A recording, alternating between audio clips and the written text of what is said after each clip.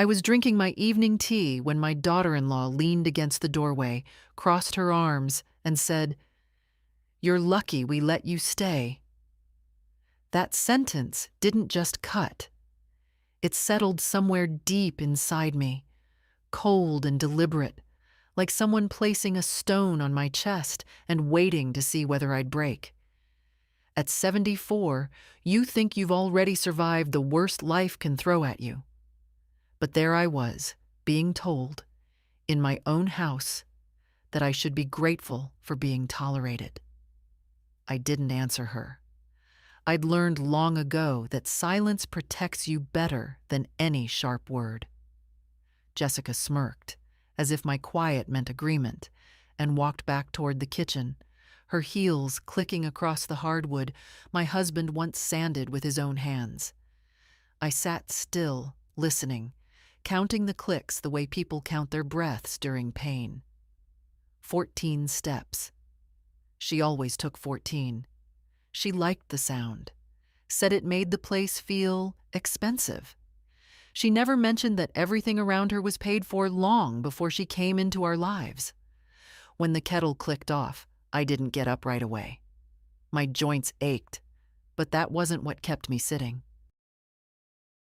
It was the simple, bitter fact that it wasn't the first time she'd spoken to me that way.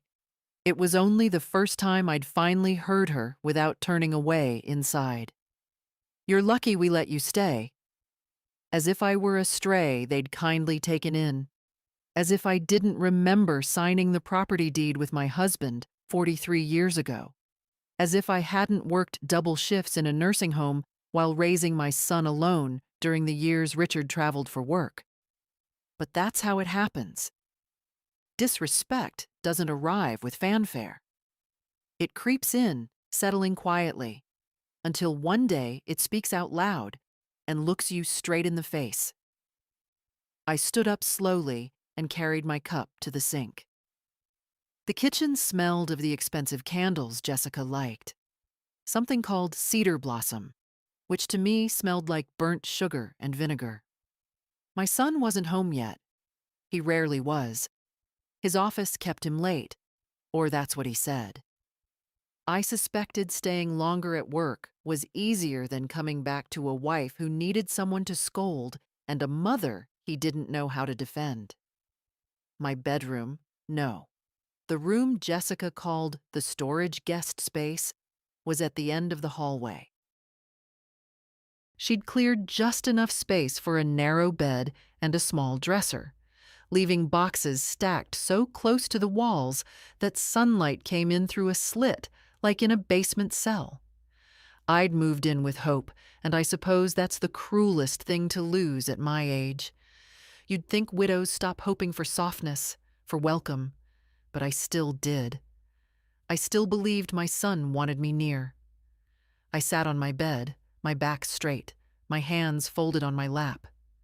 The silence felt heavier tonight, not empty, but full of things I hadn't allowed myself to think. When Richard died, the house became too quiet, too big, too full of echoes. My son, Michael, said, "Mom, you shouldn't be alone. Move in with us. We'll take care of everything." I'd believed him because he said it with the kind of tenderness he rarely showed as an adult. I thought maybe grief had softened him, made him remember who he was before ambition hardened him into someone formal and polite with his own mother. Everything had started gently. Jessica was polite at first, stiff but polite. She brought me tea. She asked if I needed more blankets. She even said she admired women of your generation. I didn't understand then that some people use compliments the same way they use bait. It changed slowly. A sigh when I asked a question, a comment about old habits, a laugh when I folded towels wrong. I started to shrink without noticing, the way cloth fades in sunlight. But tonight was different. Tonight, something in me, something thin and quiet, finally straightened like an old tree refusing to bend again. I looked at the doorway, remembering the exact tilt of Jessica's chin when she said those words. I'd seen that look before in my years as a nurse. The look of someone who thinks power makes them taller. My house, her rules, my silence, her satisfaction. I closed my eyes, letting the truth settle. They didn't let me stay. I had allowed them to live as though this place belonged to them. I had made myself small so they wouldn't feel crowded in a house they hadn't earned. An old memory rose. My husband at the kitchen table, tapping the wood with his knuckle, telling me, "Ellie, never let anyone decide your worth, not even family." I hadn't listened, maybe because I wanted so much to belong again, to someone, somewhere. A floorboard creaked. Jessica walked by my door, talking loudly on the phone. Something about ordering takeout. Something about your mother-in-law hovering again. I wasn't hovering, I was breathing. It seemed that alone was too much for her. I opened my eyes. My hands weren't trembling. That surprised me. I felt calm, steady, as if the years of swallowing bitterness had condensed into one clear thought. This will not continue. Not because I wanted revenge, not because I wanted gratitude, but because I had finally remembered I was still a person, not a shadow in my own home. I used to think I understood loneliness. I thought it was the silence after my husband died, or the evenings when the house seemed to echo with everything that used to be. But real loneliness is when you live under the same roof with people who look at you as if you're already halfway gone. Loneliness with witnesses. That's the cruel kind. When Richard passed, the house felt like a museum of our life. His jacket still hung in the closet for months, as if he might return from the garage smelling of sawdust. I'd sit at the kitchen table tracing the scratches he'd left with his tools, feeling him in the wood. I slept poorly, ate badly, and moved through the days like a woman walking underwater. Grief slows everything, even the beating of the heart. Michael visited then, more often than usual. He'd come in his pressed shirts, his voice soft, controlled. "Mom, you shouldn't be alone," he told me shortly after the funeral. "Come stay with us, at least for a while." When he said it, something inside me unclenched, the way a tired hand opens after holding too tight for too long. He was my only child. I wanted to believe he meant it. Jessica didn't say much at the time. She hugged me stiffly at the funeral, her perfume sharp and sweet in my nose. She said, "We'll take care of you." But her eyes never quite met mine. I blamed her discomfort on grief. I blamed everything on grief. Grief makes excuses you wouldn't otherwise make. When they helped me move in, I tried to ease the transition.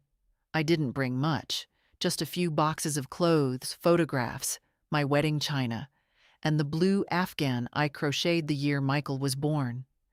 I thought Jessica would appreciate that I tried not to overwhelm their space. "We'll put your things in the guest room," Jessica said. But when we reached it, there were boxes stacked floor to ceiling. "We'll sort this out soon," she promised. Soon became later. Later became never. Eventually, they cleared a small corner, enough for a narrow bed and a dresser that wobbled if you pulled the drawer too fast. I didn't complain. Women of my generation rarely do. Our mothers taught us that gratitude was a kind of duty, like keeping the kitchen clean or remembering birthdays. So I thanked them, sincerely, even when a small ache bloomed inside me. The first week was almost pleasant. We ate dinners together. Michael asked how I was sleeping. Jessica bought me herbal tea to help with nerves. I told myself, see? They care. They're trying. Sometimes you believe a lie because the truth would break you. But things changed in ways so small, I almost missed them. It was Jessica asking me to wait to use the bathroom in the morning because the kids need a routine. It was the labels she placed on pantry shelves, family breakfast items, and mom's food, as though I were a tenant. It was her way of saying, "Oh, let me handle that," and taking things out of my hands like I was a child. Whenever I washed dishes, she'd silently re-wash them later. When I folded laundry, she'd refold it with a sigh. "Don't worry, it's just how I like things," she'd say. But tone is its own language. The worst moment came a month in. I was sitting in the living room watching an old Western Richard used to love. Jessica walked in, glanced at the screen, and smiled tightly. "Oh," she said, "we don't usually use the living room in the evenings. The kids do their homework here." The kids were upstairs. The room was empty. But she stood there, waiting.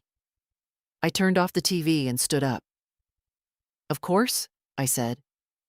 I carried my tea to my room and sat on the bed, listening to the house continue on without me.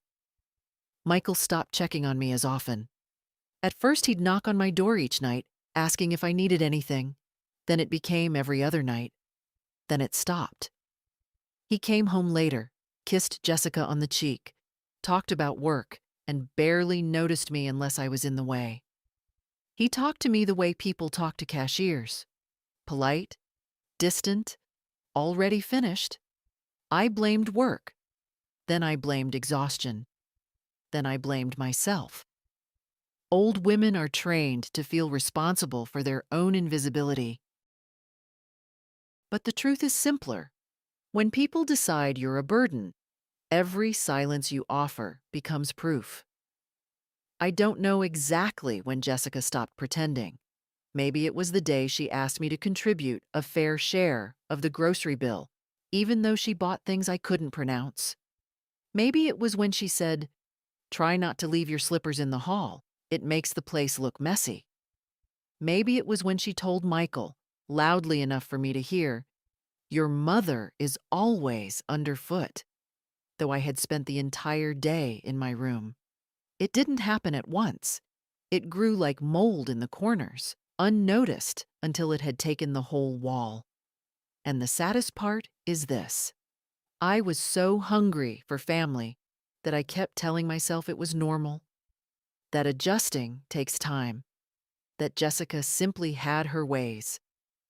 I told myself that up until the night she said, "You're lucky we let you stay." That was the moment something settled. Not broken, not fallen, but settled into clarity. Because sometimes it takes someone naming your place for you to see how small they've tried to make it. I used to think humiliation came in grand gestures, shouting, slammed doors, broken plates. But real humiliation is quiet. It lives in little corrections, in glances that last a second too long, in the way someone takes something out of your hands as if you're about to drop it. It's the kind of thing that, when you retell it, sounds too small to matter, unless you've lived through it day after day. It began with groceries. One afternoon, I came home from my short walk, my only walk most days, and found Jessica rearranging the kitchen cabinets. She didn't acknowledge me at first.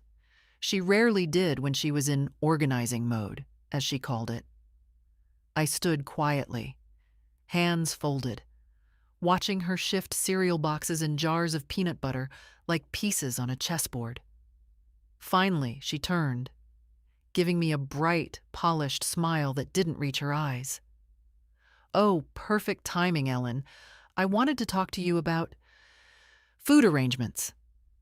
I should have known then that nothing good ever follows a sentence like that. She opened a cabinet. The top two shelves were lined with bright boxes, organic snacks, children's granola bars, flavored sparkling water. "These," she said, tapping the wood, "are for the family." Then she pointed to the bottom shelf, almost at knee level, where she had placed a small basket with 2 cans of soup, crackers, and a jar of cheap pasta sauce I'd never seen before. "And this is where we'll keep your things. My things. Things I supposedly chose for myself, though she'd bought every single item without asking."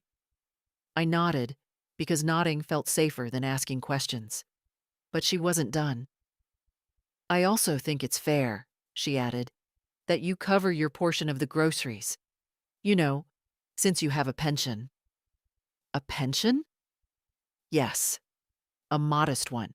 After 37 years working in a nursing home, lifting people twice my size, caring for strangers in ways my own family would later fail to do for me." I opened my mouth to answer, but she continued before I could breathe. "Michael and I have a lot of expenses.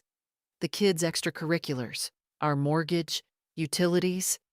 She waved a manicured hand. "So we'll calculate your share weekly. Cash, preferably." I wanted to tell her that the mortgage she mentioned so casually wasn't even theirs. The house was mine and my husband's. They didn't have a mortgage. They only had bills they created with their taste for upgrades and luxuries. But I stayed silent. Silence was my shield then. A flimsy one, but the only one I had. A week later, the towels incident happened. I had washed a load of laundry and folded everything neatly on the dining table. When Jessica saw it, she sighed. A long, dramatic sigh that suggested I'd broken something expensive. "These towels," she said, holding one up delicately, "are folded wrong." I blinked. "Wrong?" She unfolded and refolded it sharply, creasing the edges with such force it looked painful. "They need to be in thirds, then halves, like this." She lined up the corners as if she were arranging fabric in a boutique. "When you fold them your way, the closet looks messy, and I have a system." A system. Jessica had more systems than a hospital ICU. I apologized, though I don't know why. Reflex, maybe. A lifetime of believing harmony was my responsibility. Over the next weeks, her corrections became routine. She corrected how I arranged plates in the dishwasher, how I swept the floor, how I watered the plants. Once, she stopped me mid-sentence during dinner, saying, "Could you not tell stories at the table? The kids get confused." The kids were 16 and 18. I doubt they were confused. Uncomfortable, perhaps, watching their grandmother be shushed like an old dog, but not confused. Then came the evening she moved my chair. There had always been a chair in the living room, soft gray fabric with a blanket draped over the back. It wasn't mine, but I liked to sit in it in the evenings, knitting or reading. It made me feel part of the household, not hidden away. One day I walked in and found it gone. Not moved, gone. I stood there, staring at the empty space, my hands cold, my heart thudding with that strange mix of surprise and shame that no one warns you about in old age. Jessica walked in behind me, holding a stack of mail. "Oh," she said lightly. "I moved the chair upstairs. It didn't make sense to keep it here." The kids wanted more space for their things. I looked at the wide, spotless living room. Not a toy, not a notebook, not a single thing out of place. "What things?" I asked quietly. She blinked, then smiled in that patient way she used on telemarketers. "You know how teenagers are. They need room, and you have your space." She gestured vaguely toward the hallway. "It's better this way." Better for whom? Certainly not for me. The space she mentioned barely fit my knees if I sat on the bed. From then on, the living room was no longer mine to enter. I could walk through it, yes, but I could feel Jessica watching me. measuring the seconds, silently asking, "Do you really need to be here?" I learned to stay in my room. I knitted there, I ate there, I prayed there, I cried there once, quietly, because Jessica was downstairs, and I didn't want her to hear the way my breath broke in my throat. And then, one afternoon, I made the mistake of sitting on the patio with a cup of tea. It was a warm day, a gentle breeze, the kind of weather Richard loved. I closed my eyes and let the sun warm my face. Jessica stepped outside, stopped short, and frowned. "Oh, you're out here," she said. "We usually keep this area clean for guests, just so you know." Guests. I wasn't even that. I nodded, picking up my cup, and went inside. As I closed the door behind me, I felt something. A small, sharp snap inside, like a thread breaking. Sometimes it takes many small cuts to realize you're bleeding. Sometimes it takes months of shrinking before you realize you've disappeared. The worst part wasn't the chores or the comments. It was the way the house slowly rearranged itself around Jessica's needs, as if the walls bent to her voice. Places that were once open to me. Spaces where I breathed, relaxed, remembered that I was still a person, became off limits in quiet, humiliating increments. I didn't even notice at first. That's the danger of soft cruelty. It whispers before it bites. It began with the living room, but the next loss was the one that stung deepest: the kitchen. Not the whole kitchen, of course. That would have been too obvious, even for Jessica. Instead, she carved out invisible rules. Please keep your tea things to one shelf. Try not to leave your cup in the drying rack. Don't use the oven when the kids are studying. The smell distracts them. Don't cook after 6. It makes the house feel busy. Busy. She said it with a little wrinkle of her nose, as if busy were something shameful. I used to run a house for decades, raising a son, working 12-hour shifts, washing uniforms by hand because our dryer broke every other month. Busy used to be life. Now busy was an offense. One evening, when Michael was late, again, I decided to bake cornbread. My husband loved it. My son grew up eating it. And the familiar rhythm of measuring, stirring, pouring soothed something tight in me. The smell filled the kitchen, warm and sweet, like home should smell. For 2 minutes, I felt almost like myself again. Jessica walked in, sniffed the air sharply, and froze. "Oh," she said, her voice flat. "You're cooking." I wiped my hands on a towel. "Just some cornbread. Michael always liked—" She cut me off with a small wave of her hand. "I know, but we're keeping the house low-cal right now, and the kids need consistency." She said consistency as if I'd introduced chaos into their lives by opening a bag of flour. "I'll put it away," I said quietly. "No." Her tone softened, but her eyes didn't. "We just need you to ask before you make things. We have a routine. It's important." Routine was her favorite word. Routine meant control. Control meant I disappeared a little more each day. I wrapped the cornbread in foil and brought it to my room. I ate a slice alone, the crumbly softness catching in my throat. Not because of dryness, but because loneliness has a way of coating everything, even food. The next shift came with the laundry. One morning, I went to start a load, only to find a new laminated sign taped to the washer. "Please do not use this machine without checking with us. It's delicate." Delicate. The machine was newer than my knees. It wasn't delicate. Jessica's ownership was. She guarded it the way cats guard sunbeams. I stood there, staring at the sign for a long time. It seemed absurd that a woman who'd nursed strangers through broken bones and strokes was being told she might break a washing machine. But absurdity becomes normal if you're fed it spoonful by spoonful. Later that week, I found the bathroom door locked. Jessica had bought one of those little sliding latches. For privacy, she claimed, though privacy had never been an issue before I moved in. When I knocked, she opened it just a crack. "Oh," she said, "do you need something?" "I need to take a shower," I answered. She sighed. "Could it wait? The kids have their routine. Mornings are really tight." "It's 11, I said. "Yes, but they'll be home soon." They wouldn't. School didn't let out for hours. But she looked at me like someone tolerating a cranky customer, so I stepped aside and returned to my room. My world shrank to 4 walls and a thin window.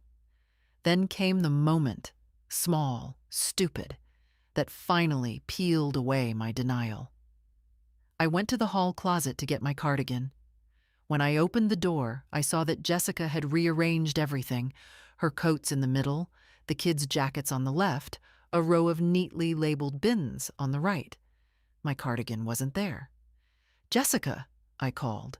She appeared at the top of the stairs holding a laundry basket. "Yes?" "My sweater. It's not where it was." "Oh." She blinked. I moved it. "Your things were cluttering the space. Where did you put it?" My voice was calm, too calm. "In your room." She said room the way people say shed. "It's better if your belongings stay together. It keeps the house organized." Organized. Routine. Space. Rules. Family area. Guest space. Your things. Our home. Words she used like fences. I thanked her, because that's what women like me do, and returned to my room, where I found the sweater folded on my bed like a consolation prize. That was the day I counted. I was no longer allowed in the living room. I was discouraged from using the patio. I needed permission for the washer. I needed to announce showers. The kitchen belonged to Jessica. The closet belonged to Jessica. The house belonged to Jessica. Except it didn't. Not by law, not by deed, not by a single signature or cent. It belonged to me. Every shingle, every window, every pipe my husband repaired with his own hands. I sat on the edge of my bed, the cardigan in my lap, and for the first time in months, I didn't cry. I didn't tremble. I didn't shrink. Instead, something old and steady rose inside me. Something shaped like dignity, sharpened by age, strengthened by decades of survival. Jessica thought I had no place here, but the truth was far simpler. She was the one whose place was borrowed, not me. I sat with that cardigan in my hands longer than a grown woman should sit, thinking about a sweater. But it wasn't the fabric that held me there. It was everything it represented. All the quiet ways I had let myself be moved, tucked away, packed into corners to make others comfortable. I could almost hear my husband's voice, warm and steady, the way it was when he wanted me to listen. "Ellie," he'd say, "a person who doesn't claim their space will someday lose it." I used to laugh and tell him he was dramatic. I used to think love meant yielding, bending, smoothing over rough edges. But maybe that was youth, the foolish kind. At 74, you see clearly what you ignored at 30. And what I saw now was that I had yielded myself into near invisibility. That night, I couldn't sleep. I lay on my narrow bed, staring at the ceiling, listening to the muffled rhythm of a house that no longer felt like mine.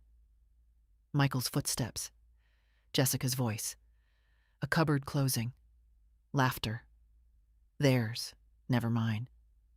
I pressed my hand against my chest and whispered, "Richard, I'm so tired." Not tired like needing sleep. Tired like being worn down by small humiliations that no one else sees. The next morning, I opened the drawer where I kept my husband's papers. I told myself I was only sorting, only organizing. But the truth was, I wanted to see something that still recognized me as the woman I once was, not the shadow I had become. Faded envelopes, old insurance forms, our marriage certificate, and beneath them all, in a plastic sleeve, the deed to the house, my name and Richard's printed side by side. I traced the letters with my finger, and something warm flickered inside my chest. Not anger. No. Something quieter and steadier. Memory. I remembered the day we bought this house. The way Richard had lifted me off my feet and spun me around in the empty living room. The smell of fresh paint. The first Christmas we celebrated here, with Michael toddling around in pajamas far too big for him. The nights Richard came home from the workshop, tired and smiling, asking, "Did you save me dinner?" And me pretending I hadn't been waiting up for him. This house wasn't four walls. It was the last place where I had been fully myself. I closed the folder slowly, deliberately, and placed it on the nightstand. My hands weren't shaking. They felt strangely sure, as if my bones themselves remembered something my mind had forgotten. That I had lived a long life, a hard life, and I had earned the right to inhabit my own home without asking permission. Around noon, I went to the kitchen to boil water for tea. Jessica was there, leaning against the counter, scrolling her phone. She didn't look up when I walked in. "That kettle is making the house smell like metal again," she murmured. "Could you try not to use it when the kids are around?" They weren't home. The house was silent except for her voice. I set the kettle down. "I'll use it anyway," I said quietly. She lifted her eyes, startled. Not offended, startled, as if she'd just heard a chair speak. "What did you say?" "I said," I repeated, "I'll use it anyway." A small pause, the kind that stretches long enough to reveal who people really are. Jessica blinked, then laughed under her breath. "Well," she said, "everyone gets cranky at your age, I suppose." I didn't answer. I poured water into the kettle, turned it on, and waited. The click of the switch sounded louder than usual. As I stood there, I felt something shift inside me. Not a spark, not a flame, but a slow, rising warmth that spread through my chest like strength returning to a limb long numb. I wasn't done shrinking. I wasn't done yielding. But I had taken one step back toward myself, and that was enough to steady me. Later that evening, I returned to my room and placed the deed inside my handbag, along with my ID and the little notebook where I kept all my important numbers. My movements were calm, measured, like preparing for a journey I already knew the destination of. I didn't have a full plan yet, but I had a beginning, and sometimes at my age, a beginning is all you need. I woke the next morning before sunrise, the sky still a deep, bruised blue. My joints ached. They always did in the cold. But the ache felt almost purposeful, like my body reminding me that I'd survived worse things than Jessica's sharp tongue and Michael's silence. I sat on the edge of my narrow bed and looked at the handbag resting against the nightstand. Inside it lay the deed, my documents, and that little notebook with phone numbers I'd collected over decades. For the first time in months, I felt awake. Not energized. That's a word for younger women. No. I felt present, as if I'd stepped back into myself. By 7 o'clock, the house began to stir. Jessica moved around the kitchen with her usual clipped efficiency, drawers opening and closing like punctuation marks. Michael left early, murmuring a quick, "Morning, Mom," without looking up from his phone. I didn't answer. I wasn't angry. I simply didn't have any words to give him. I waited until the house emptied, then slipped on my coat and stepped outside. The air was crisp, biting at my cheeks. I walked slowly, careful steps, deliberate steps, toward the bus stop. I hadn't taken a bus in years. Michael used to insist on driving me everywhere, but insisting ended the moment I became inconvenient. I reached the bus stop bench and sat down with a soft exhale. The neighborhood was quiet in that particular way mornings are. Newspaper bundles tied up, lawns still wet with dew, dogs barking in the distance.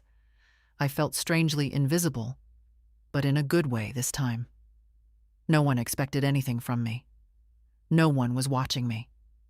When the bus arrived, the driver lowered the step with a kind nod. "Take your time, ma'am." It had been a long time since someone spoke to me with simple courtesy. I got off in the old part of town. Brick buildings, narrow streets, small shops with crooked signs. My destination was a little office on the corner, one I'd walked past 100 times with Richard, but never had a reason to enter. The sign read, "Marlowe and Pierce, Family Law and Estate Planning." Inside, the lobby smelled faintly of paper and lemon polish. A young receptionist looked up, surprised. Not many people came in this early. "Good morning. Do you have an appointment?" "No," I said, "but I need one. Soon." She gave me a gentle smile. "Let me see who's available." 5 minutes later, I was seated across from a man in his late 50s with silver at his temples and kind eyes behind his glasses. His name was Daniel Pierce. He shook my hand firmly, as if he respected it. The kind of handshake you give someone you consider equal. "So, Mrs. Marsh," he said, opening a folder, "how can I help you today?" I didn't know where to begin. What does a woman say when she's been made small for so long? How do you explain a slow erosion of dignity? "I live with my son," I started. "And his wife." My voice sounded steadier than I felt. "Things at home have become difficult." Daniel didn't interrupt. He waited. "It's my house, legally, but I let them move in after my husband died. I thought it would help all of us." I paused, pressing my fingers together. "But I'm not treated as someone who belongs there. I'm treated as a nuisance." He nodded slowly, absorbing each word. "Mrs. Marsh, do you want to change the arrangement?" "Yes," I said. The answer came quicker than I expected. "I do." He leaned forward. "You have options. Strong ones. Especially since you own the property outright." I opened my handbag and pulled out the plastic sleeve containing the deed. His eyebrows rose slightly as he examined it. "Clear title," he said. "Your name alone now since your husband listed you as surviving owner." He pushed the document gently back toward me, as if handing me something precious. Something I had forgotten was mine. "What would you like to do?" I looked down at my hands. They were wrinkled, veined, the hands of a woman who had worked hard, hands that had wiped fevers, kneaded bread, stitched torn shirts, held a dying husband's fingers until they went cold. These hands had earned more respect than they'd gotten.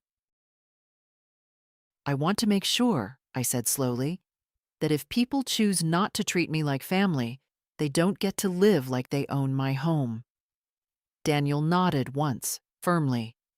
"We can prepare an eviction notice. Legal, precise, without room for argument." I felt something deep inside me shift. Not guilt, not fear. Relief. A quiet, dignified relief that softened my shoulders and steadied my breath. "It won't be easy," he warned gently. "Emotionally, I mean." "Nothing about these last months has been easy," I replied. "At least this way, I'll be taking a step toward myself." He smiled. "I'll draft the notice. Once you sign, we'll proceed formally. It will be completely lawful. Completely lawful. Completely justified. Completely mine to decide. When I stepped back outside, the sun had risen higher, warming the pavement. I stood there for a moment, feeling the breeze lift the ends of my scarf. I wasn't trembling. I wasn't doubting. I wasn't afraid. For the first time in a long time, I felt like a woman who remembered her own worth. I turned toward the bus stop, my bag heavier with papers, but my heart lighter than it had been in months. I was going home, but not as the same woman who had left it. The bus dropped me off 2 streets from the house so Jessica wouldn't see me through the window. I walked slowly, the papers in my bag shifting with each step, like a quiet reminder of the decision I had made. I kept touching the zipper, making sure everything was still there. The deed, the consultation notes, Daniel Pierce's business card, and the first draft of the eviction notice he'd prepared for me to review. I wasn't ready to serve it yet, but I was ready to stop pretending nothing was wrong. When I entered the house, Jessica was in the kitchen with a plate of toast crumbs in front of her. She glanced up, her smile stiff. "Oh, you went out early." Her tone suggested I should have asked permission. "I did," I replied simply. She waited, expecting explanation. Where I'd gone, why, with whom. When none came, her eyebrows twitched, that small sign of irritation she thought she hid well. "Well," she said finally, "next time, just let me know. We weren't sure if we needed to adjust breakfast." Adjust breakfast? For a 74-year-old woman? As if I were a school child whose absence needed marking. I hung my coat without answering.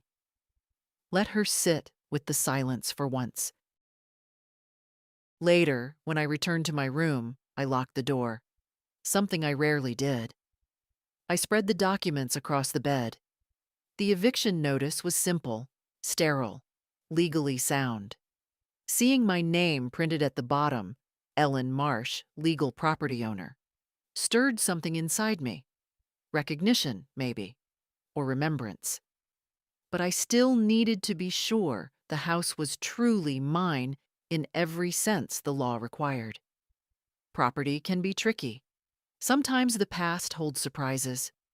So I spent the afternoon digging through my husband's old files, reading each page slowly, making notes in my little notebook. Tax records, insurance policies, a mortgage statement stamped paid in full 12 years ago. Every document confirmed what Daniel had said. The house belonged solely to me. No loopholes, no shared ownership, no technicalities Jessica could wave around. Still, old habits die slowly. A part of me kept thinking, but will Michael understand? Will he forgive me? Will this break us forever? Then another thought followed, softer but sharper. What exactly is there left to break?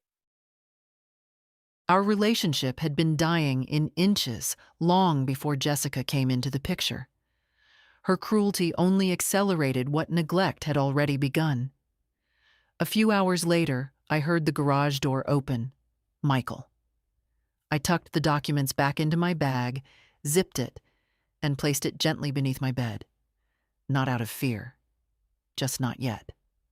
I wanted to prepare myself fully before revealing the truth. He knocked on my door a few minutes later.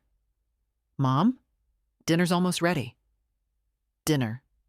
He rarely invited me anymore. Jessica must have insisted. She liked controlled civility when guests or neighbors might notice distance. I opened the door.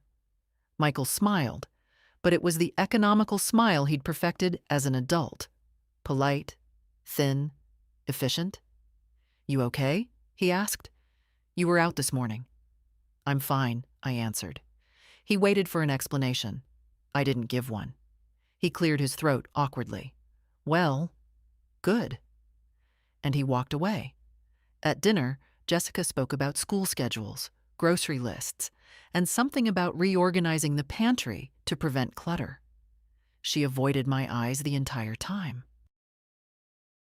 Michael nodded at everything she said, a habit he'd developed that made me ache for the little boy he used to be, the child who once defended me in a grocery store when someone cut in front of me. Now I was the one he let stand behind everyone else. After the meal, Jessica stacked plates into my hands without asking. "Could you rinse these? I need to help the kids with homework." I rinsed them silently, feeling the familiar mix of hurt and resentment rise in my chest. But it no longer paralyzed me. It clarified me. Later that night, in the quiet of my room, I reopened Daniel's folder. His handwriting was neat and steady. "You have the right to reclaim your home. You have the right to safety. You have the right to dignity." I traced the words with my fingertip. I whispered them out loud, and I felt my spine straighten, inch by inch. Tomorrow, I would meet Daniel again to finalize the notice. Tomorrow, the process would begin. Tonight, I lay down on my narrow bed with one certainty. I had finally stopped waiting for them to change. I was the one changing now. Michael left for work early the next morning, his footsteps quick, his briefcase snapping shut like a period at the end of a sentence he didn't want to discuss. Jessica stayed behind, drifting around the kitchen with the restless energy of someone who needed to control every square inch of the house to feel important. I watched her for a moment from the hallway, the stiff posture, the clipped movements, the way she wiped an already clean counter as if daring a speck of dust to challenge her authority. She didn't see me there. Or maybe she did and chose not to acknowledge it. Either way, I felt strangely detached, like I was studying a stranger in a place she mistook for her own. By 9, she left to run errands, and I was alone again. That was my window. I slipped my handbag over my arm, checked for the documents one more time: deed, consultation notes, eviction draft, and stepped outside. My walk to the bus stop was slower today. The cold wind bit through my coat, and my knees complained with every step. But I didn't turn back. A lifetime of lifting patience, raising a child alone, burying a husband. The body remembers how to move through pain when the mind is determined. At the law office, Daniel greeted me with the same warm steadiness. "Mrs. Marsh," he said, "come in. I've finalized everything." He handed me the papers, each one crisp, precise, without a crack for Jessica's arguments to crawl through. Formal notice of eviction. 30 days. Legal basis clearly stated. My signature line waiting at the bottom, like the first step across a bridge. I read every line slowly. When I finished, Daniel looked at me carefully. "This will change things," he said. "There's no gentle way to do it." "I'm not looking for gentle," I replied. "Just for what's right." He nodded. "Then sign." My hand didn't shake as I wrote my name. It surprised me. I thought I'd feel fear or guilt or the ache of loss. Instead, what I felt was alignment, as if my bones had finally settled where they'd been meant to be all along. When I left the office, the wind had softened. My steps on the pavement felt lighter. I wasn't done, far from it, but the heaviest part, the deciding, was behind me. On the bus ride home, I watched the familiar streets slide by. The bakery Richard loved. The pharmacy where Michael used to buy candy with coins from my purse. The church with the chipped white steeple where we'd once spent Christmas Eve together as a family. So many places that held memories of a life I'd built with love. Not money, not revenge, not bitterness. Love. I wasn't evicting memories. I was evicting disrespect. When I stepped back into the house, Jessica was sitting on the sofa scrolling through her phone. She didn't greet me, just looked up long enough to ask, "Where were you?" Her tone was sharp, possessive, as if my movements required her approval. "I had an appointment," I said. "With who?" "A professional." I watched her eyes narrow, calculation flickering behind them. She was searching for something to scold, something to claim, something to reclaim control. But I didn't give her details. I didn't owe her explanations. She stood, crossing her arms. "Next time, let me know before you leave. The kids—" "I don't need permission to step outside," I said quietly. The words startled her. She blinked, actually blinked, as if I'd spoken in a language she didn't recognize. She wasn't used to this tone from me, calm, steady, unbending. "What's gotten into you lately?" she snapped. "You're acting strange." "I'm acting like myself," I said, and walked past her. I felt her eyes burning into my back, but I didn't turn around. I went to my room, closed the door, and placed the signed documents in the drawer. I didn't hide them. I simply put them where they belonged until the right moment. That night, at dinner, the tension hovered like smoke above the table. Michael kept glancing at me, puzzled by something he couldn't name. Jessica kept her lips pressed in a thin line, as if holding back questions she wasn't brave enough to ask. I didn't speak much. I didn't need to. When you stop shrinking, the room feels it, even if no one mentions it. After the dishes were cleared, Jessica cornered Michael in the hallway. I couldn't hear the words, but I saw the hissing anger in her gestures, the frantic movement of her hands. She kept pointing toward my room. I smiled faintly, closing my door. They felt something shifting. They just didn't know what yet. But soon they would. Very soon. I didn't sleep much that night. Not because of fear. Fear had finally loosened its hold on me. But because my mind felt alive in a way it hadn't in years.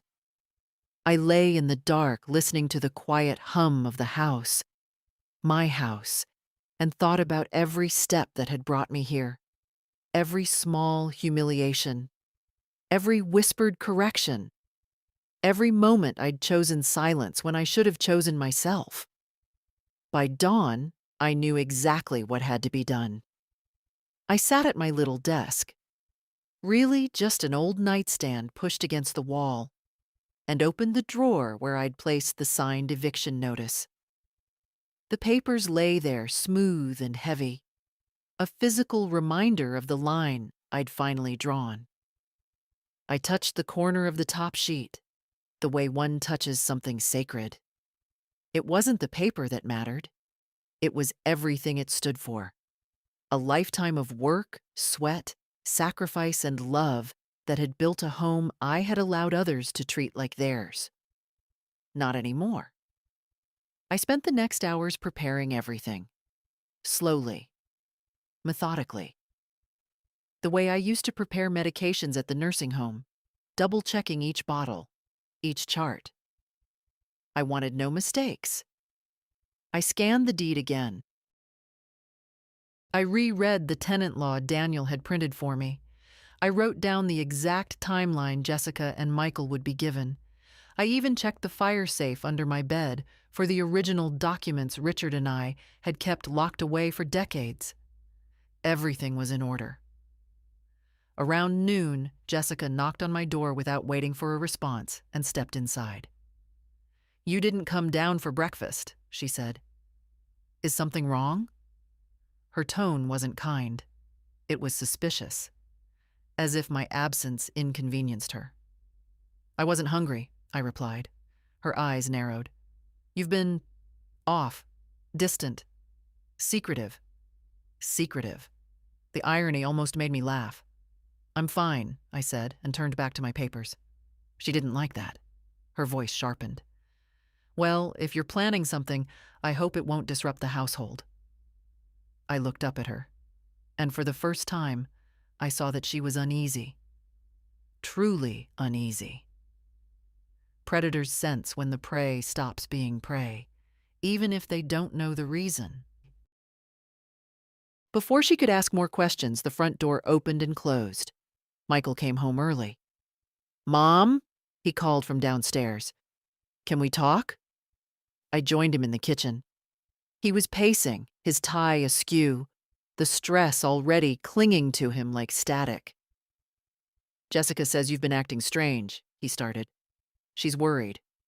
Jessica hovered behind him, arms crossed, chin lifted, like a queen protecting her throne. "I'm not acting strange," I said.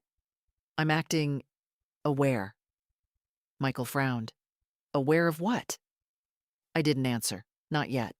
He sighed, rubbing his forehead. "Look, Mom, we're all trying our best here. Jessica manages the house. I'm juggling work. The kids are stressed. We just need things calm." Calm. A word people use when they want you quiet. Jessica stepped forward. "It would help if you didn't wander off without telling anyone, and if you respected the routines. And—" I raised a hand gently, and she froze, mid-sentence. "You'll both know everything soon," I said. Michael blinked. "What does that mean?" But I didn't elaborate. I simply walked past them, feeling their confusion trail after me like smoke. I spent the rest of the day reviewing each document again. Not out of doubt, out of discipline. When you're an older woman, people expect confusion, mistakes, forgetfulness. I wanted to give them nothing to question, nothing to twist. By evening, I had everything in a neat folder labeled with my name. I placed it on the nightstand, its weight steady and certain. As night crept in, the house grew quiet again. I sat on the edge of my bed, hands folded in my lap, staring at the folder. Tomorrow would be the beginning of the end, not of my life, but of the life they'd built using me as the foundation. Tomorrow, I would serve the eviction notice, not out of anger, not out of revenge, out of the simple truth that I had earned dignity, and I would not die in a corner of my own home. I turned off the lamp, but my eyes stayed open in the dark, steady and unafraid. I wasn't waiting anymore. I was ready. I woke before everyone else, as I often did. Years of early nursing shifts had trained my body to rise with the first hint of light, no matter how poorly I slept. But this morning felt different. I sat up slowly, letting the cold air settle around me like a reminder of where I was, and where I no longer intended to remain, at least not like this. The folder on my nightstand seemed to glow faintly in the dim light. The eviction notice rested inside, perfect and sharp as a scalpel. Today wasn't the day I became cruel. Today was the day I stopped allowing cruelty to nest in my silence. Downstairs, I heard Jessica. She moved with her usual pointed urgency, drawers opening too hard, cabinet doors shutting too loudly, like she wanted the house to feel her presence before she spoke a word. I didn't rush. I dressed calmly, brushed my hair, and buttoned my cardigan as if preparing for a quiet visit, not a quiet war. When I reached the bottom of the stairs, Jessica was loading the dishwasher. She didn't turn around. "There you are," she said. "I need the washer today, so please avoid starting any loads. Also, I'd appreciate it if—" "I won't be using the washer," I said gently. The tone made her pause. She straightened, still not looking at me. Good. Consistency helps the household run smoothly. I took my time stepping closer.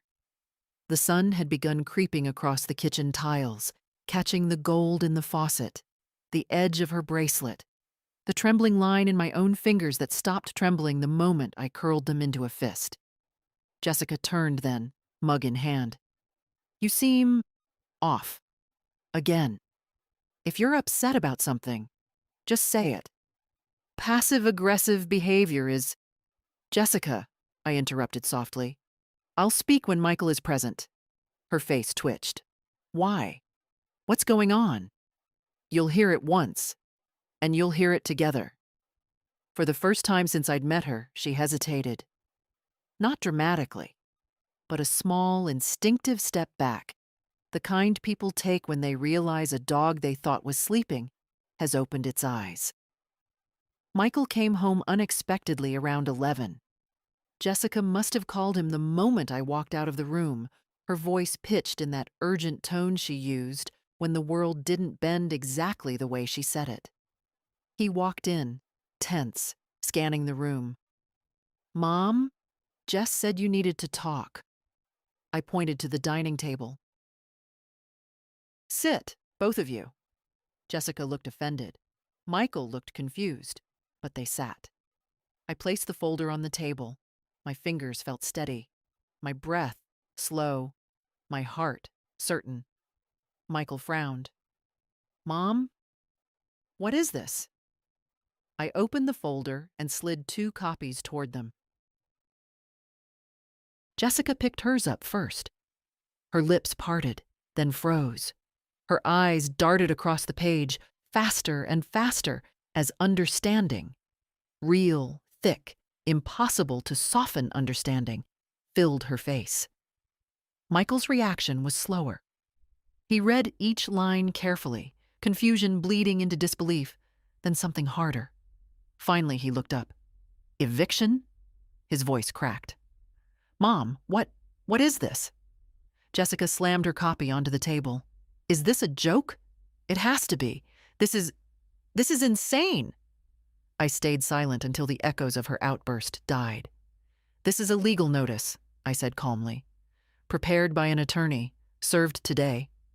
Jessica's voice sharpened to a blade. You can't just kick us out. Yes, I can, I said. This is my home. My name is on the deed. I invited you to live here after Richard passed, hoping for family. Instead, I exhaled slowly. I've been treated like an intruder in my own life. Michael stared at me, stunned. Mom, we never. You did, I said quietly.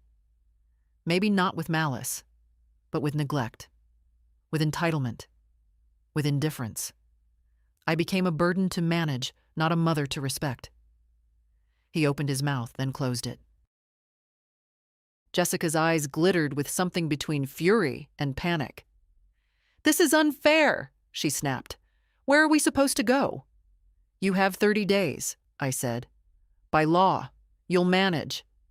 This is revenge, she hissed. No, I answered. This is dignity. The room fell silent. Even the refrigerator hum felt momentarily subdued, as if the house itself was listening. Jessica rose abruptly, her chair scraping the floor. Michael, say something. Tell her she can't do this. Michael looked at his wife, then at me. His face had softened, not with tenderness, but with the weight of the truth he could no longer avoid. Jessica, he said slowly, she can. I didn't celebrate. I didn't gloat. I simply collected the empty folder and stood. I'll be in my room, I said. You can shout if you need to, but it won't change the outcome. I walked away on steady feet, feeling their stunned silence filling the space behind me. Not triumph, not spite. Just a long-awaited exhale, the first breath I'd taken freely in months. I closed my door gently, not to hide from the storm brewing outside, but because I no longer needed to witness it. Their voices rose almost immediately, Jessica's sharp, frantic, disbelieving, Michael's lower, tired, shaken. I sat on my bed, hands folded in my lap, listening without listening. I didn't need to hear every word. I'd lived inside those tones for months. After a while, the house went very quiet. Too quiet. The kind that falls when people run out of excuses. A soft knock came at my door. "Mom?" Michael's voice, thin, unsteady. "Can I come in?" I opened it and stepped aside. He stood there looking smaller than I remembered. Not physically. He was still the same broad-shouldered man, but something in him had collapsed inward. His tie was askew, his hair disheveled from running a hand through it too many times. "Why? Why didn't you say anything sooner?" he asked. I sat on the edge of the bed. "I did, Michael, many times. You just weren't listening." He swallowed. "Jess said you were overreacting. She told me you preferred being in your room, that you needed quiet." "Quiet," I repeated softly.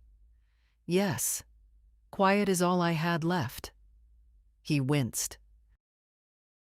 I didn't want to hurt him, despite everything.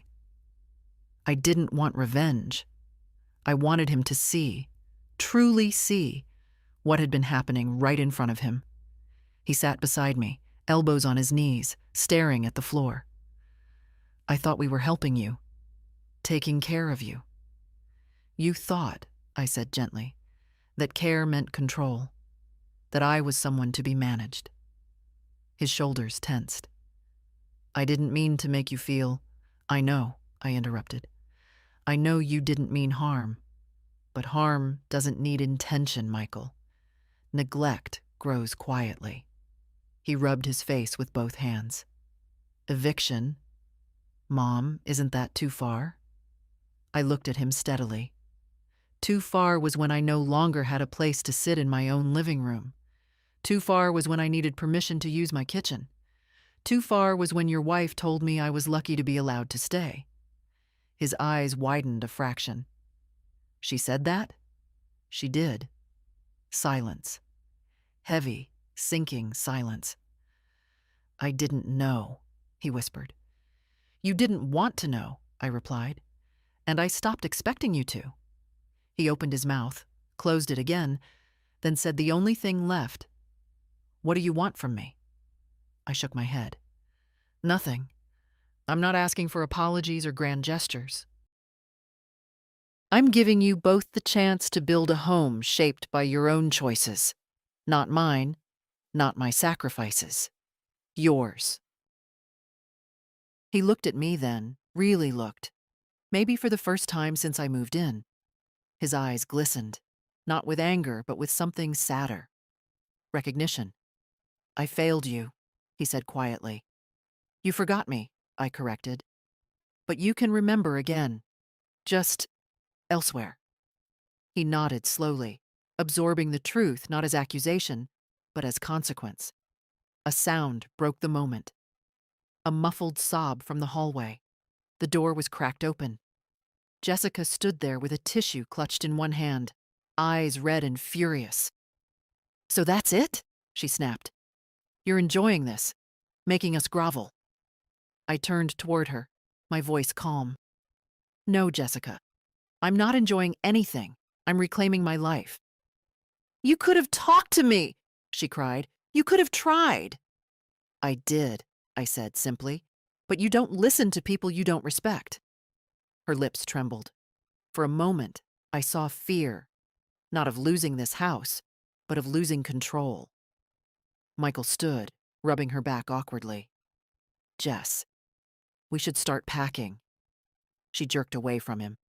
"No, I'm not leaving because she decided—" I raised a hand, not harshly, just firmly enough to stop her words.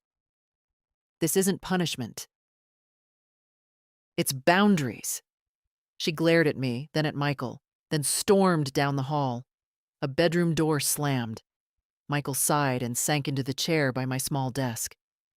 30 days, he murmured. "We'll manage." "You will," I said. "You're capable, but not here. Not at my expense." He sat there a long moment, then reached out, placing his hand over mine. It was the first time in months he'd touched me. I'm sorry, he whispered. I held his hand gently, without bitterness, without triumph. I know. He stood, nodded once, and left quietly, closing the door behind him. For the first time since moving into this house, I felt the air shift. Not in my favor, but back to its rightful balance. They finally understood. Not the whole truth yet, perhaps, but enough. And sometimes enough is the beginning of healing, even if that healing happens in separate homes. The house felt different after that conversation with Michael. Not calmer, not kinder, but hollow, as if the walls themselves were holding their breath. Jessica moved around like a storm cloud, silent one minute, hissing the next. Every door she touched closed harder than needed. Every drawer snapped. At dinner, she banged pots and pans as if volume could rewrite legality. I stayed out of her way, not out of fear, but out of clarity. I no longer belonged in the middle of their chaos. I had stepped out of it the moment I served that notice. But Jessica wasn't done. Late that evening, I heard quick steps coming down the hall. Then a knock, firm, angry, impatient. Before I could answer, Jessica pushed my door open. She didn't even try to disguise the fury on her face. "We need to talk," she said. I folded the page of the book I'd been pretending to read. "Go ahead." She closed the door behind her, not gently, and crossed her arms tightly over her chest. "You blindsided us," she said. "Humiliated us.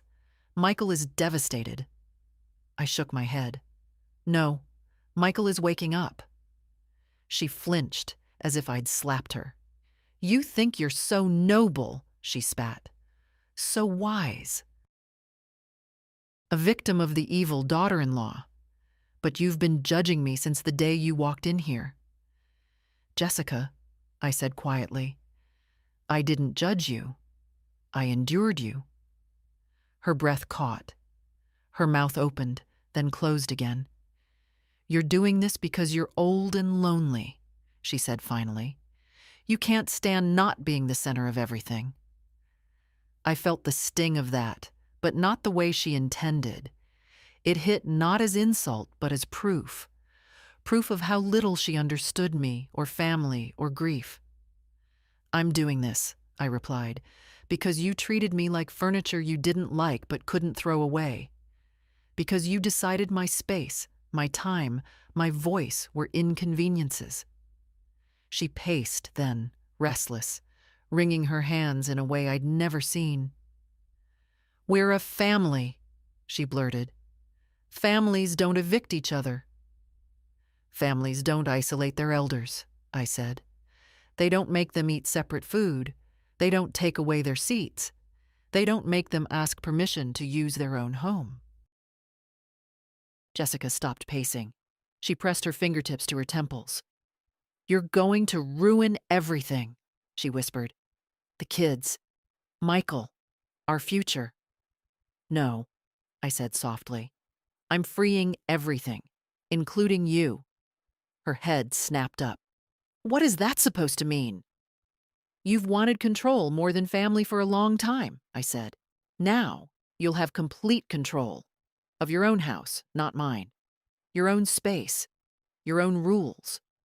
No one to challenge you." She looked at me with something unfamiliar.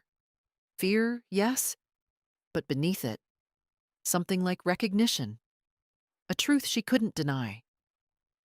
"You think you're helping us?" she asked, voice breaking. "Helping him?" "I'm helping myself," I said simply. "And that's something I haven't done in a long time." For a moment her face twisted, not in anger, but in something raw, a crack in the armor. I saw a woman who had built her life on control because she feared what lived underneath it. Uncertainty, inadequacy, the terror of not being enough. But compassion is not the same as permission. She stepped closer, her voice low and trembling. "If you do this, if you really make us leave, Michael will resent you forever. I met her eyes calmly. Michael will understand one day, maybe not now, but life teaches gently only when we listen early, and harshly when we don't. She swallowed hard. You're choosing to be alone. I'm choosing to live, I corrected. There's a difference. Jessica stared at me, searching for a crack, a weakness, something she could use the way she'd used every silence, every apology, every kindness I'd offered. But there was nothing left for her to take. Finally, she exhaled sharply, turned on her heel, and left my room without another word. I sat there for a long time afterward, the air still vibrating from the force of her anger. But there was no fear in me, no doubt, just a quiet ache, the kind you feel when something long overdue finally arrives. In the distance, I heard Michael's voice, soft and unsure, asking Jessica what had happened. Her answer was muffled, frantic, angry. His was tired, subdued. I closed my eyes and let their voices fade. They weren't mine to carry anymore. This house, this life, this dignity, they were mine to reclaim, and I had already begun. The morning of their departure came quiet, heavy, almost colorless. No shouting, no slammed doors, none of Jessica's sharp-edged movements. Just the low murmur of boxes being carried down the stairs, the rustle of packing tape, the dull thump of things being set on the porch. The house felt like it was exhaling after holding its breath too long. I sat at the kitchen table with a cup of tea, hands wrapped around the warmth. I didn't hide away in my room. Not today. This was my home. I would inhabit it fully, even as they prepared to leave the space they had tried to shrink me out of. Jessica passed through the kitchen twice without looking at me. On the third pass, her eyes flicked to my cup, then to my face, then away again. She looked tired, older than she had any right to at her age. Control slipping from her fingers had aged her more than any hardship. Michael came in next. He hovered near the doorway, the way children do when they need permission to approach. "Mom," he said softly, "we're almost done loading the car." I nodded and took a sip of tea. He came closer. "Is there anything you need before we go?" I looked at him. Really looked. He seemed smaller now, not in stature, but in certainty. His shoulders were rounded, his gaze unsteady, like a man who'd just realized he'd been asleep for years and woke in a room he didn't recognize. "No," I said gently. "I don't need anything." Silence stretched, not hostile, just weighted with all the things we hadn't said over the years. He cleared his throat. "The kids wanted to say goodbye." "They can," I answered, "if they wish." A moment later, they shuffled in, two teenagers torn between embarrassment and sincerity. They hugged me awkwardly, murmured soft goodbyes, confusion flickering in their expressions. Children feel tension long before they understand it. Jessica stayed outside on the porch, arms crossed tightly, chin lifted in a defiant angle that fooled no one. She wasn't angry anymore. Not in the blazing way she'd been before. Now she was brittle, worn thin, like a rope frayed too many times. I stepped out onto the porch. The air was cool, the sky pale. She didn't turn to face me. After a long moment, she said, "I suppose this is what you wanted." "No," I replied quietly. "This is what I needed." She exhaled sharply. "You think I'm a monster." "No," I said. "I think you were overwhelmed, and instead of asking for help, you tried to control everything around you, including me." Her jaw tightened. "You make it sound gentle." "It wasn't gentle," I said, "but it was human." She turned then, her eyes red. You could have tried to talk to me. I did, I answered. You didn't hear me. When someone has already decided who you are, your words reach closed doors. Tears welled in her eyes, but she blinked them back with force. Jessica didn't like being vulnerable. It left too much exposed. Still, something in her face softened, even just for a heartbeat. You're stronger than I expected, she murmured. I was stronger than I allowed myself to be, I corrected. She nodded, just once, a gesture small enough to ignore but significant enough to remember. Then she walked to the car without another word. Michael lingered. He looked at the house, then at me. Regret flickered across his face. Quiet, heavy, honest. I never wanted it to be like this, he whispered. I know. I wish I had seen what was happening. I wish you had too. I touched his hand gently. But wishing doesn't change the truth. Only choices do. Now you get to make your own. He swallowed, eyes shining. Will you be okay? The question surprised me. Not because he asked it, but because I heard no doubt in myself when I answered, yes, I will. He nodded, shoulders trembling slightly, then leaned in and hugged me. Not the polite, quick hugs he'd given for months.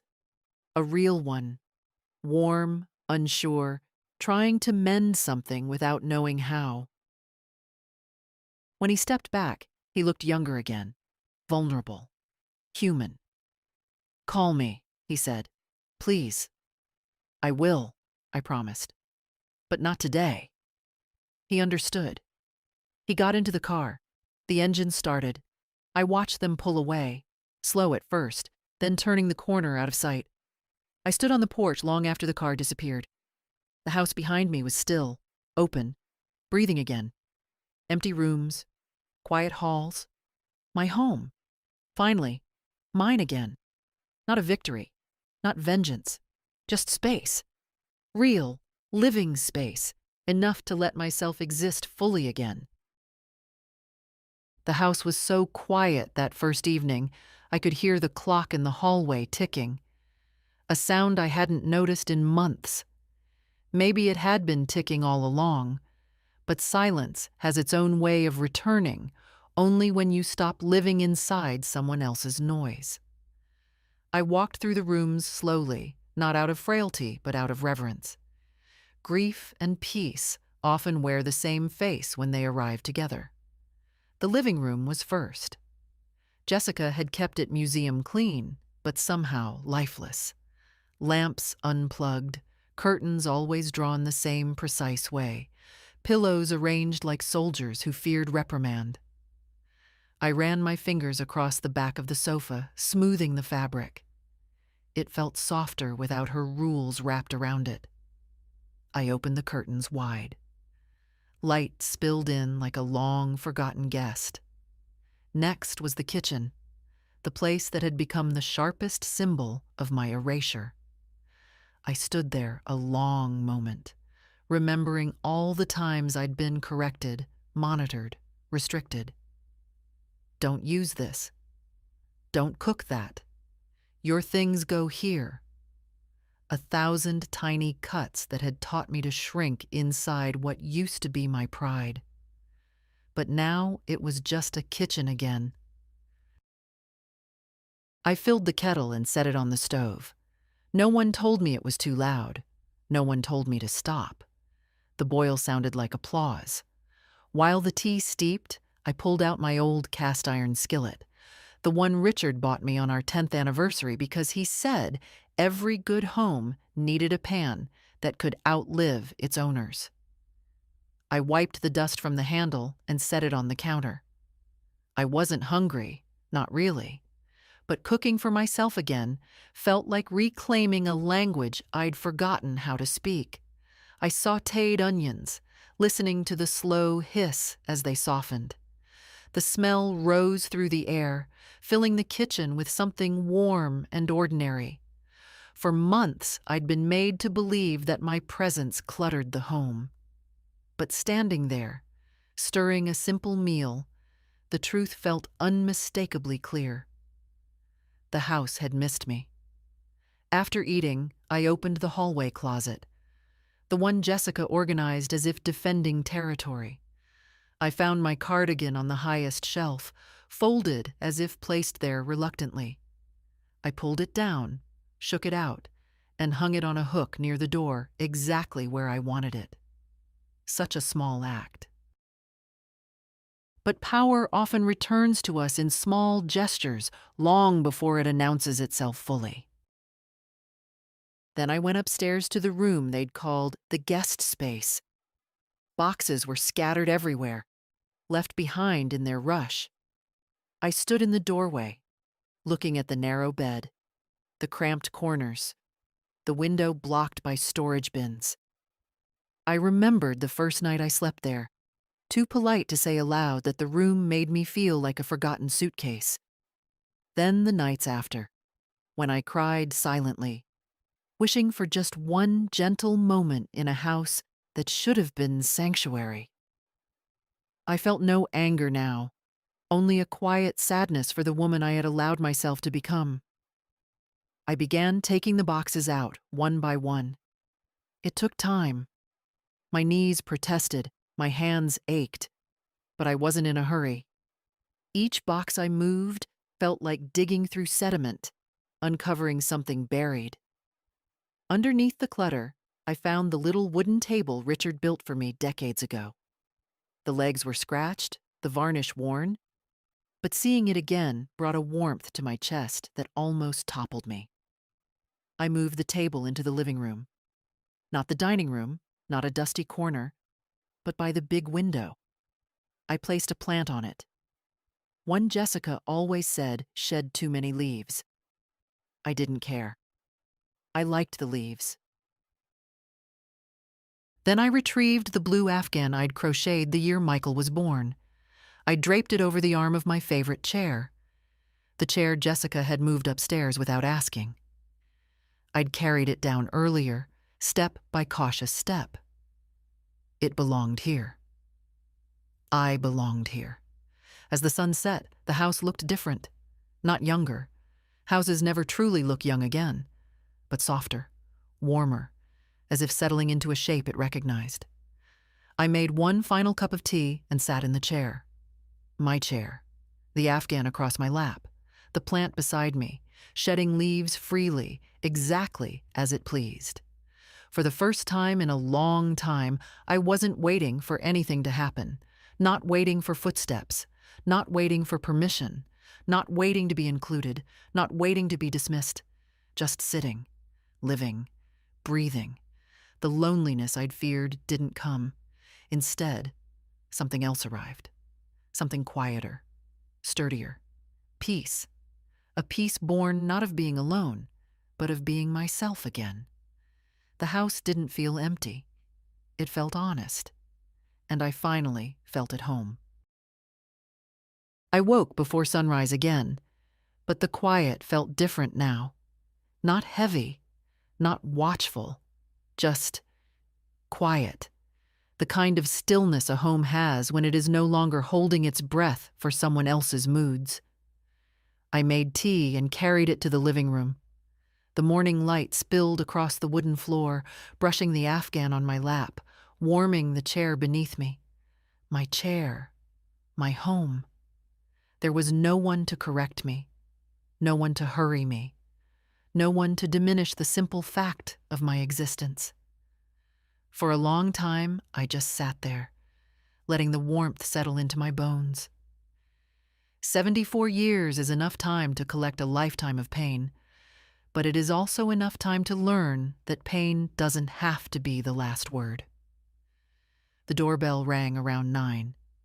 A small, hesitant sound. I knew it wasn't Jessica. She never knocked like someone unsure of her welcome. When I opened the door, it was Michael. He stood there with his hands in his pockets, shoulders hunched, hair uncombed. He looked like a boy again. The same boy who once cried when he dropped his ice cream cone at the county fair. The same boy who used to bring me dandelions from the yard as if they were roses. "Mom," he said quietly, "can I come in?" Of course. He stepped inside and looked around, slowly, as if seeing the house differently for the first time. His eyes lingered on the table Richard built, the Afghan on the chair, the open curtains, the plant dropping a leaf with theatrical timing. A faint smile pulled at the corner of his mouth.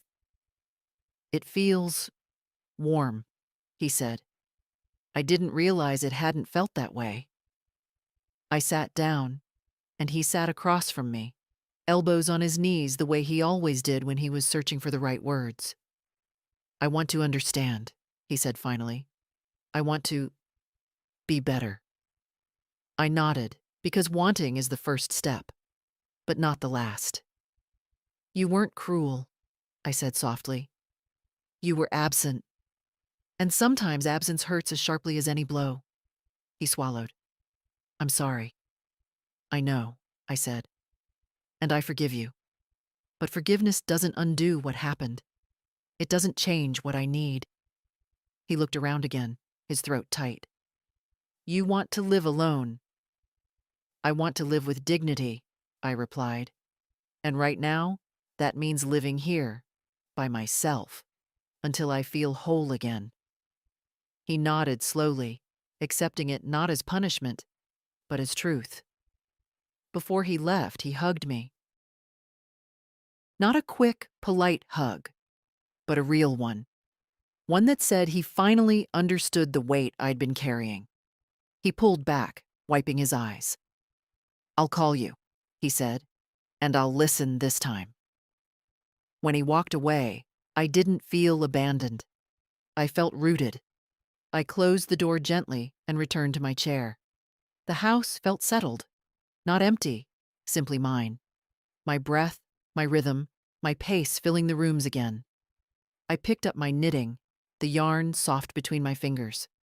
Outside, a bird sang, a thin, bright sound threading through the morning air. I let it carry me forward into whatever days were still left for me. Not waiting, not shrinking, not apologizing, living. Because age does not make us invisible. Silence does. And I had finally stepped out of the quiet that was killing me. If someone out there is living small in a place they once called home, I hope they find their voice sooner than I found mine. And if this story reached you, well, maybe that's your sign to stand a little taller today.